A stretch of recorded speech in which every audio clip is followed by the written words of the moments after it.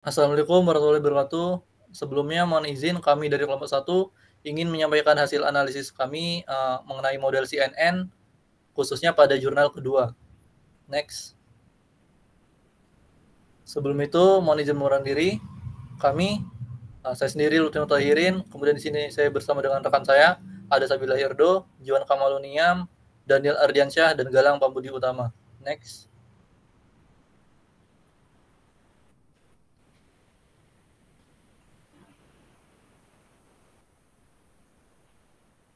Jadi pada jurnal kedua ini yang berjudul mengenai penerapan metode deep learning menggunakan algoritma CNN dengan arsitektur VGGNet untuk pengenalan cuaca. Ya di mana di sini masalah yang diangkat yaitu yang pertama ada prediksi cuaca dengan metode tradisional masih memiliki keterbatasan dalam keakuratan dan belum menangani parameter penting yang seharusnya diteliti. Nah, di sini keterbatasan yaitu metode tradisional yang dimana pada metode tradisional itu biasanya hanya mengandalkan seperti kelembapan udara, kemudian arah angin dan sebagainya yang dinilai masih terlalu tradisional. Kemudian parameter penting banyak yang diabaikan seperti misalnya ada badai ringan itu dapat mempengaruhi prediksi cuaca. Kemudian selanjutnya masalah yang kedua yaitu tidak adanya sistem otomatis yang efektif untuk mengklasifikasikan kondisi cuaca berdasarkan gambar. Untuk saat ini klasifikasi cuaca itu masih berdasarkan mengenai seperti yang dibilang sebelumnya yaitu arah mata angin, suhu, kelembapan udara dan sebagainya. Namun untuk gambar itu masih kurang efektif digunakan. Selanjutnya untuk solusi yang diberikan yaitu yang pertama menggunakan CNN dengan arsitektur VGG19 untuk mengolah data citra cuaca. Kemudian yang kedua yaitu pemanfaatan dataset cuaca untuk melatih model dalam klasifikasi gambar ke dalam 4 kelas, yaitu mendung, hujan, cerah, dan matahari terbit. Next.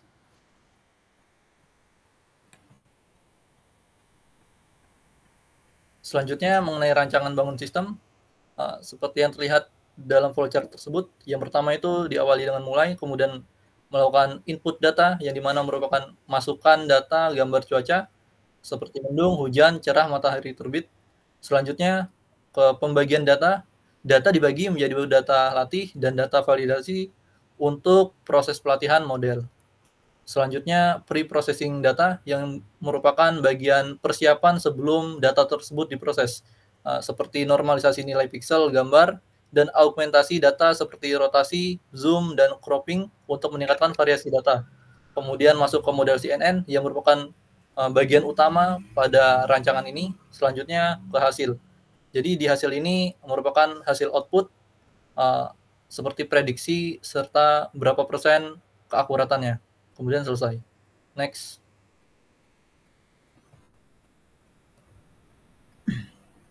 Selanjutnya akan dijelaskan oleh Sabila Hirdo, silakan.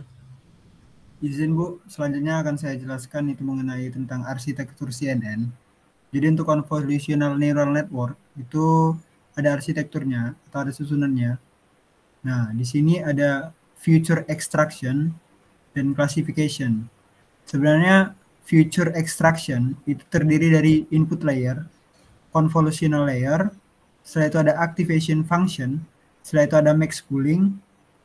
Nah, ketika di classification itu nanti ada flatten, ada fully connected layer, setelah itu nanti ada output layer.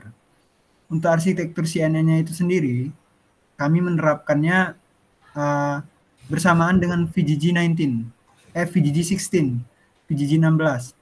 Di sini untuk konvolusionalnya itu dilakukan sesuai VGG16 yaitu 13 kali, tetapi untuk fully connected layer-nya itu dihapus dengan memakai fully connected layer buatan sendiri. Nah, jadi yang pertama itu ada input layer. Input layer itu kan gunanya untuk menerima data seperti data input gambar dari pengguna gitu. Nah, nanti yang bit-bitnya itu bakal dijadikan direpresentasikan sebagai tensor. Dan yang kedua itu ada convolutional layer. Jadi convolutional layer itu sendiri itu adalah suatu metode yang dilakukan untuk memperkecil atau merubah suatu gambar menjadi pokoknya dimensi baru gitu Bu, yang lebih kecil dan lebih sederhana. Jadi dibuat suatu kernel, sebuah kernel misal 3x3 atau 5x5 untuk mengelilingi semua pixel atau semua elemen-elemen yang ada dalam matriks dalam gambar itu kemudian bakal dikonvolusional. Yang ketiga itu ada activation function, itu fungsinya untuk memperkenalkan non-linearitas dan membantu model menangkap pola kompleks dalam data. Kemudian itu ada max pooling layer. Max pooling layer ini adalah suatu metode juga untuk memperkecil atau mempersingkat lagi suatu elemen-elemen yang sudah di convolutional tadi, tetapi tanpa menghilangkan suatu item yang penting dalam sebuah elemen-elemen tersebut. Nah, setelah itu ada flatten terlebih dahulu di classification. Flatten itu kan perubahan data 2 dimensi dari matriks itu menjadi data 1 dimensi agar lebih mudah dibaca oleh data. Setelah itu ada value connector layer, yaitu input dari future map bakal diproses untuk menghubungkan semua neuron dan digunakan untuk tugas klasifikasi atau regresi. Kemudian bakal dikeluarkan suatu output yang diinginkan gitu. Baik, kodenya itu bakal dijelaskan sama Galang. Mungkin Galang bisa ambil alih. Oke, jadi ini implementasi dari CNN menggunakan VGG16. Yang pertama di sini kita menggunakan import kelas-kelas dari TensorFlow dan kita bikin kelas berarti kelas. Nah, di kelas itu kita ada beberapa metode yang init, inisialisasi dari path, cell, ada datasetnya, ada path untuk modelnya, model VGG-nya juga. Kemudian ada metode untuk setup directories, itu untuk membuat directory seperti train dan ada metode create model. Nah, create model ini fungsi yang digunakan untuk membuat model untuk CNN-nya. Jadi bisa dilihat untuk baris 29 itu base modelnya kita menggunakan VGG16. Modelnya base sequential, kemudian ada atribut-atribut lainnya. Kemudian untuk yang selanjutnya ada fungsi untuk training. Nah, fungsi train ini bakal dijalankan ketika training. Yang pertama ada data gen. Nah, data gen ini untuk trainingnya. Dan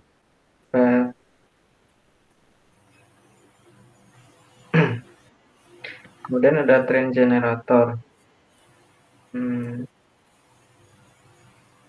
Train generator itu digunakan untuk generate training data dari data gen tadi. Kemudian ada validation data. Ini untuk memvalidasi data tadi. Dan setelah selesai bakal sesuai dari dataset yang kita masukkan tadi. Kemudian ada fungsi predict.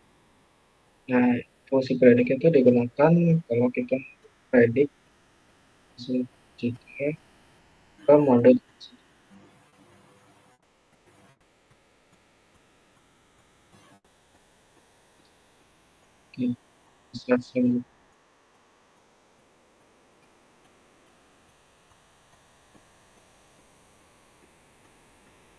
untuk yang bagian itu lanjutan dari si predict tadi.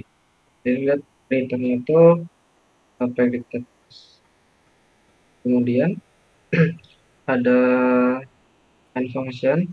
Nah, di main function ini yang digunakan untuk user memilih mode training atau mode predict untuk CNN-nya.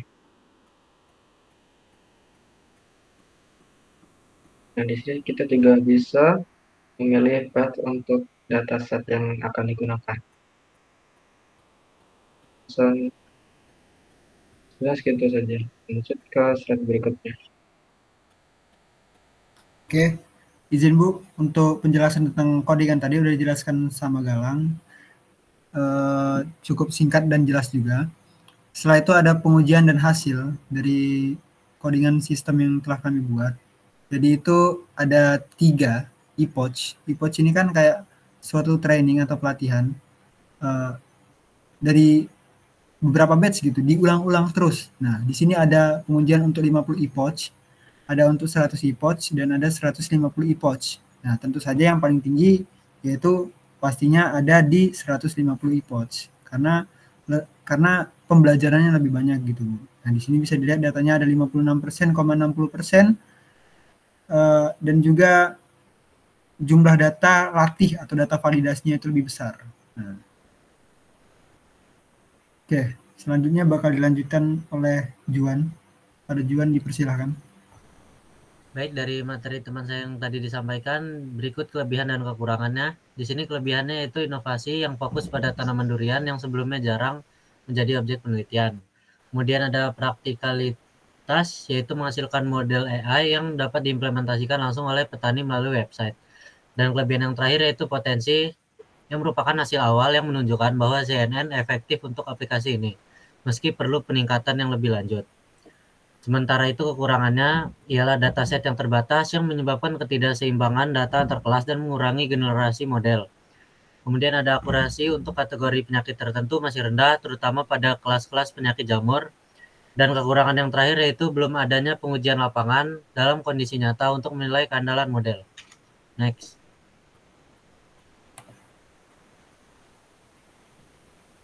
Lalu ada metode penelitiannya yaitu dataset. Di sini ada 400 gambar batik tanah liat dengan 4 kelas yaitu rumah gadang, rangkiang, kabau, padati, dan burung hong.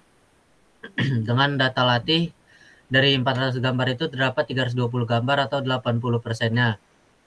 Dan sisanya merupakan data uji berupa 80 gambar atau 20%-nya. Dan ada pre-processing data yaitu cropping untuk menghilangkan bagian yang tidak relevan dengan cara memotong bagian-bagian foto yang tidak penting dan memfokuskan kepada foto yang ingin difokuskan. Kemudian ada translasi data atau rotasi 90 derajat dan percerminan untuk variasi data.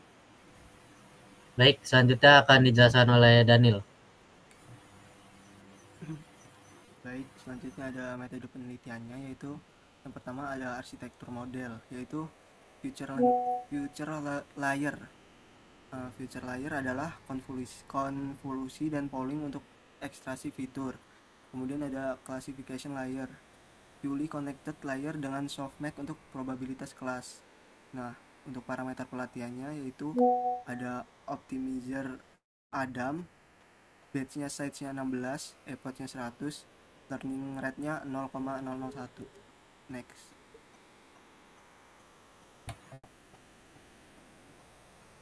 Baik, di sini saya akan berikan kesimpulannya yaitu jadi keberhasilannya CNN terbukti efektif pada data latih dengan akurasi 98,75%.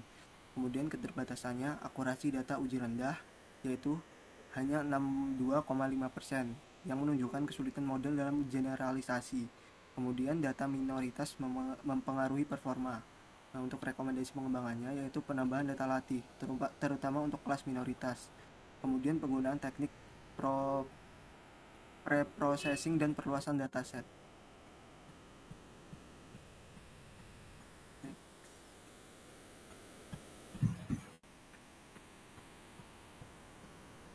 Baik, sekian penyampaian progres kami pada jurnal kedua ini. Kurang lebihnya kami mohon maaf. Kami akhiri. Wassalamualaikum warahmatullahi wabarakatuh. Waalaikumsalam warahmatullahi wabarakatuh.